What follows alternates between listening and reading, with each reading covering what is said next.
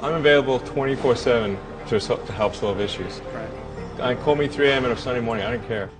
A cross-pollination of Thomas Edison and Tony Stark, Elon Musk. Were you a little naive when you thought I can easily build an electric car and a rocket? I didn't think it would be easy. Like I said, I thought they would probably fail. But you know, like creating a company is almost like having a child. So it's sort of like, how do you say your child should not have food?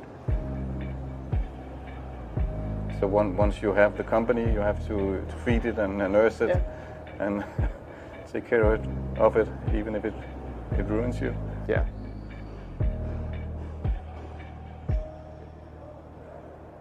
But suppose there were some tough times in 2008, end of 2008.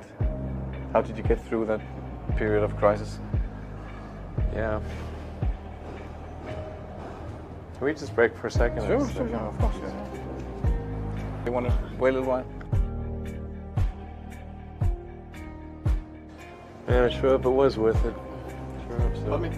Sure hope it was worth it. It's everything. And I actually was borrowing money from friends to pay the rent. Well, I mean, Tesla really faced a severe threat of death due to the Model 3 production ramp. Essentially, the company was bleeding money like crazy, and just if we didn't solve these problems in a very short period of time, we would die. And it was extremely difficult to solve them. How close to death did you come? Within single-digit weeks. 22 hours a day, or like what? How many I hours? was working, so 7 days a week, sleeping in the factory. I worked in the paint shop, general assembly, body shop. You ever worry about yourself imploding? Like it's just too much? Absolutely. No one should put this many hours into work. This is not good. People should not work this hard. They should not do this. This is very painful. Painful in what sense? It hurts my brain and my heart. Where do you come up with your best ideas? Are you on vacation, or are you kind of just like in the middle of the night you wake up and start drawing things down? Or you know, sounds really cliche, but like the shower is probably like wake up and go to shower in the morning. And I think actually what's really happened is kind of stuff is percolated in the subconscious. Right. And it's not really occurring in the shower, but you're kind of getting the results of last night's computation, basically. Right. Whatever area that you get into, given that even if you're the best, there's always a chance of failure. So I think it's important that you really like whatever you're doing. If you don't like it, life is too short. I'd say, and also if you like what you're doing, you think about it even when you're not working. I mean, it's something that your mind is drawn to, and if you don't like it, you just really can't make it work, I think. When you had that third failure in a row, did you think, I need to pack this in? Never.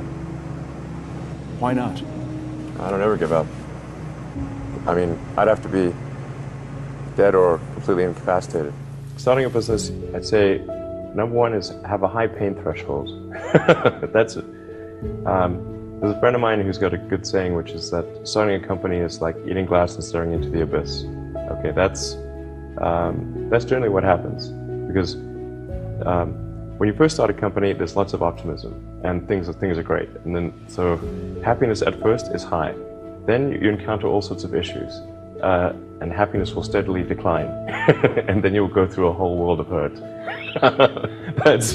And then eventually, if you succeed, and in most cases you will not succeed, and Tesla almost didn't succeed, came very close to failure. Then if you succeed, then after a long time you will finally get back to happiness. I think too is you got to make sure that whatever you're doing is a great product or service. It has to be really great. And I go back to what I was saying earlier, where if you're a new company, I mean, unless it's like some new industry or new market that, if it's an untapped market, then you have more ability to, the standard is lower for your product or service. But if you're entering anything where there's an existing marketplace against large entrenched competitors, then your product or service needs to be much better than theirs. It can't be a little bit better, because then you put yourself in the shoes of the consumer and they say, why would you buy it as a consumer? You're always going to buy the trusted brand unless there's a big difference. So a lot of times, entrepreneur will come up with something which is only slightly better. And it can't just be slightly better. It's got to be a lot better. Number 3, I'd say, is constantly seek criticism.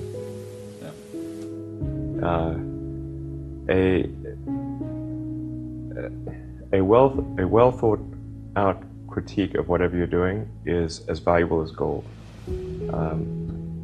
And you should seek that from everyone you can, but particularly your friends. Usually your friends know what's wrong, but they don't want to tell you because they don't want to hurt you. So lift you up, sort of your. So they'll say, oh, I would encourage my friend, so I'm not going to tell him what I think is wrong with his product.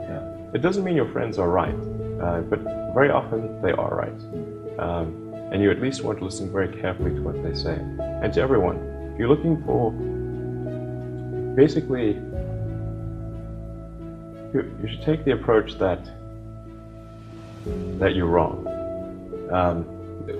That you, the entrepreneur, are wrong. Your goal is to be less wrong.